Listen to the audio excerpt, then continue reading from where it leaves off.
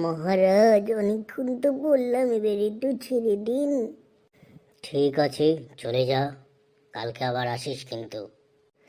কি আনন্দ আকাশে বাতাসে, আর তো করার নেই।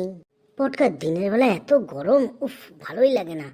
এই রাত্রিবেলাটাই ঠিক আছে বল আমাদের জন্য। হ্যাঁ সেটাই রে, দিনের বেলা একদম পেচ পেচি গরম, উফ আর ভালো লাগছে না। কি ভালো লাগছে না পটকা? কি মজা, ভূত এসে গেছে। ভূতু, তোর কি গরম ভালো লাগে? একদম ভালো লাগে না, বিচ্ছিরি গরম। সব তো তোমাদের জন্যই হয়েছে। হ্যাঁ সেটা তো জানি, আমরাই তো গাছ কেটে গরমটাকে এনে ফেলেছি, কি আর বলবো বল। এক এক সময় তো আমারই মনে হয় সব কটার ঘাট মোটকে খেয়ে নেই, এত গরম তোমাদের জন্য সব।